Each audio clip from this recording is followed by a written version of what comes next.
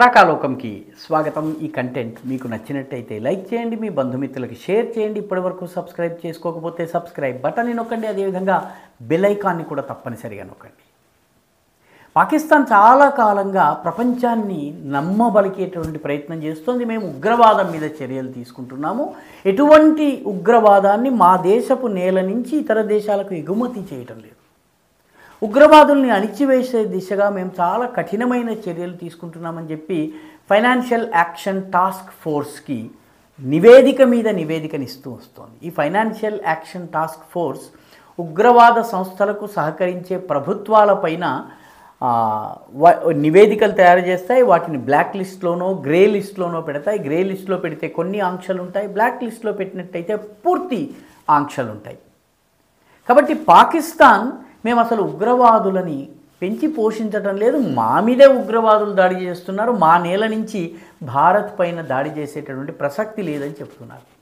పైగా వీళ్ళు చాలా కాలంగా చెప్తున్నది ఏంటంటే మౌలానా మసూద్ అజర్, జైషే మహమ్మద్ పేరిట ఈ భారతదేశంలో విధ్వంసం సృష్టించిన ఉగ్రవాది మౌలానా మసూద్ అజర్ చనిపోయాడు అని చెప్తున్నారు.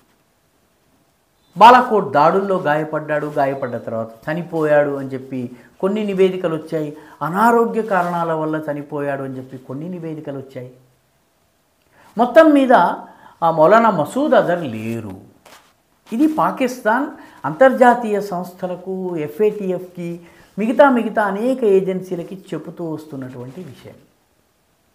పాకిస్తాన్ అబద్ధం చెప్తోందన్నది భారతదేశం మొదటి నుంచి వాదిస్తూ వచ్చింది.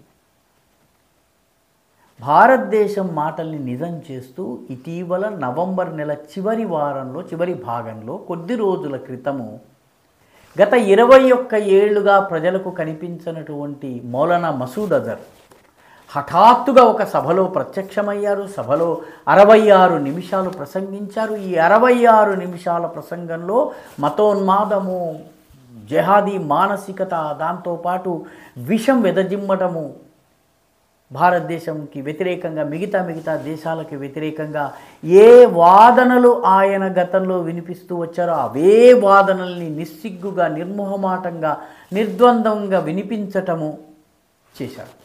దీని అర్థం ఏంటి? కలుగులోంచి మౌలానా మసూద్ అజర్ ఎందుకు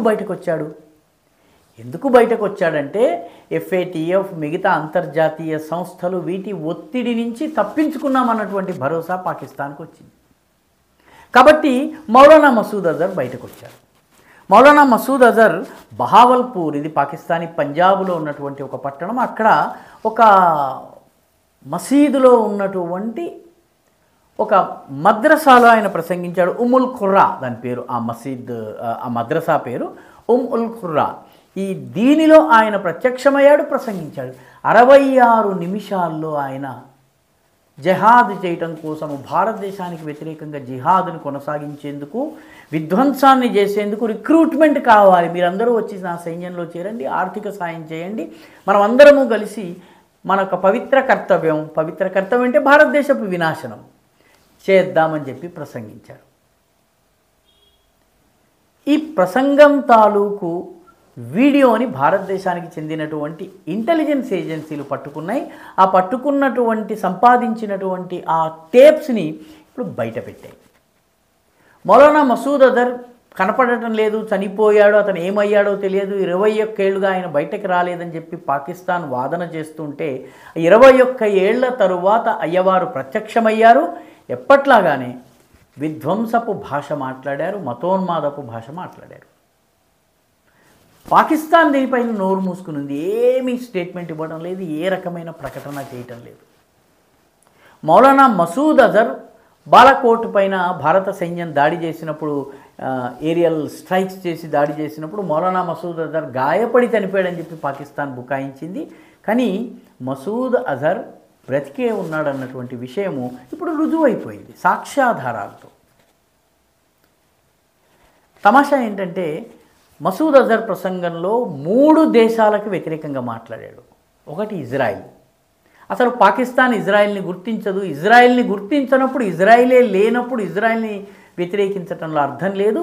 పాకిస్తానే కాదు, ఏ ముస్లిం దేశానికి చెందినటువంటి ఎవ్వరికి కూడాను ఇజ్రాయిల్లోకి వెళ్ళి విధ్వంసం సృష్టించి బతికి బట్టగట్టి తిరిగి వస్తామన్న నమ్మకం లేదు. వెళ్ళిన ప్రతివాడి పరిస్థితి ఏంటో యాహ్యా సిన్వర్నో లేకపోతే ఇంకొకరినో అడిగితే తెలుస్తుంది.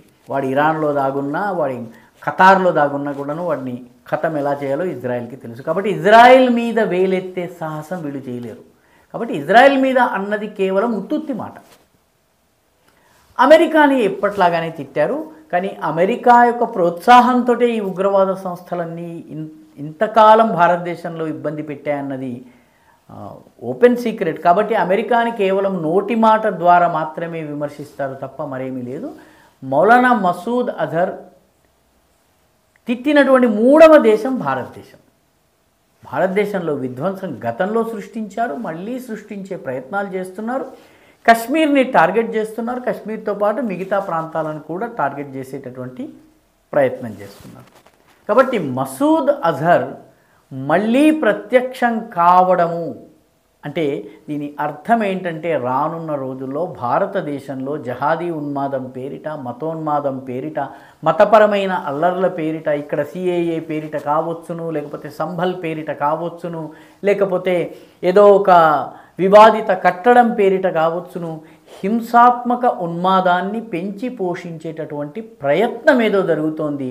దానికి కావలసినటువంటి రిక్రూట్మెంట్, దానికి కావలసినటువంటి టెంపరేచర్ని రేజ్ చేసేటటువంటి ప్రయత్నము మౌలానా మసూద్ అజర్ 21 సంవత్సరాల అజ్ఞాతవాసం తర్వాత బయటకు వచ్చి చేశారు.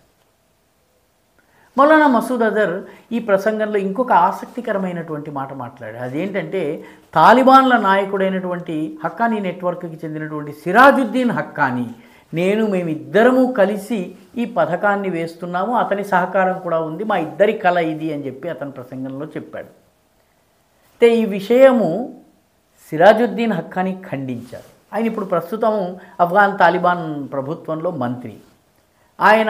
నేను మసూద్ అజర్ని కలవలేదు, మసూద్ అజర్కి నాకు సంబంధం లేదు, ఆయన కలిసి భారత వ్యతిరేక ఉన్మాదానికి ప్లాన్ వేసినటువంటి దాఖలా లేదు, అమెరికా కానీ ఇజ్రాయెల్ కానీ వాటికి మాకు సంబంధం లేదు, మా తాలిబాన్లకు ఆఫ్ఘనిస్తాన్ని కాపాడుకోవాలి, ఆఫ్ఘనిస్తాన్ని పాకిస్తాన్ నుంచి కాపాడుకోవాలి.